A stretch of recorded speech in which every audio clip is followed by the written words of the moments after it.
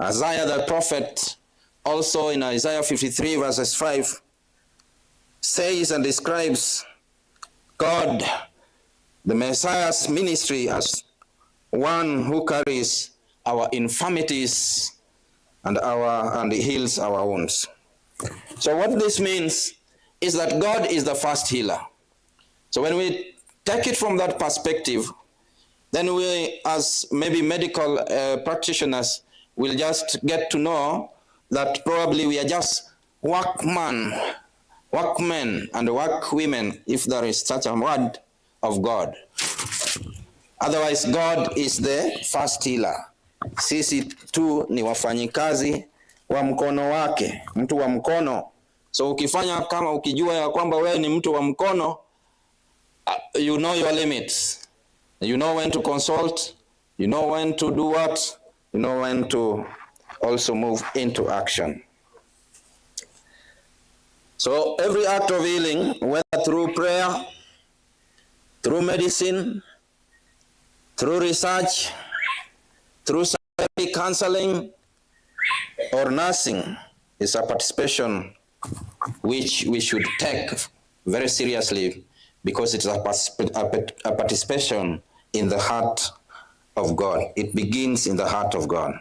So today, as we launch this great school, this medical school, we want to affirm the fact that those who study medicine, whatever branch of medicine, those who teach, the faculties, or those even who practice, are stepping into God's redemptive work in the world.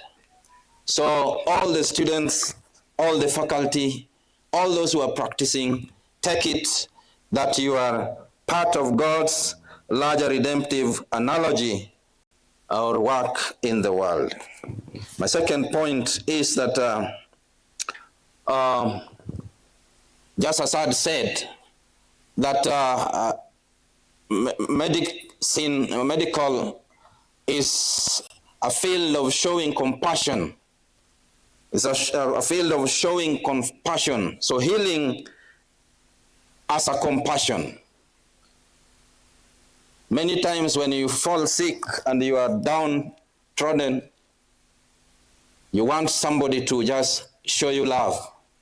You want somebody just to show you some kind of hope. Somebody who will just be there for you even when the medical realities have proven that no, this is terminal enough, and then there is nothing much we can do. Showing compassion. When we read in the Gospel of Luke, chapter number 10, from verses 25 through to 37, we interact with a very common and familiar text, showing us a story of one person who was moving along the way between Jericho and Jerusalem, and something happened to him that he met bad people who did not do well for him and left him for dead. And the story goes that people came along that road. Some people just passed him in his pain, writhing in pain and bleeding. Other two people, including a priest, probably like me.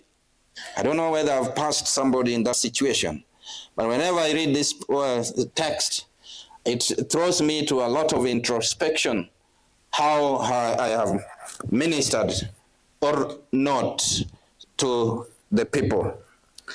But what comes out is that a Samaritan came along that way too, when other two people had left him. But this Samaritan did not leave him in that state. This Samaritan went down his car or whatever it was means he was using and reached out to him. And we know how it goes. He first cleaned his wounds. He first, probably, if he had our current anesthetic procedures, then you understand it more than I do. But what he did not stop there. He went and carried the man out of danger and took him to an inn, where he even took care of the bills, and he was ready even to continue if the bills would go beyond. What do we learn from this? Healing is seeing with the eyes of compassion. So when you move into this space of service, knowing that it is a service to God, then ask God to give you that insight and the discernment that you'll be able to see with the eyes of compassion. We know for sure it's a field.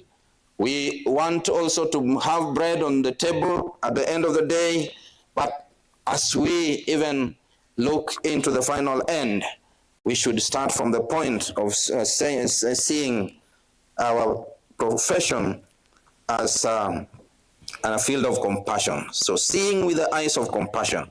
The Samaritan did not see the nuisance in this guy, how dirty he was, how filthy and muddy and even bloody he was.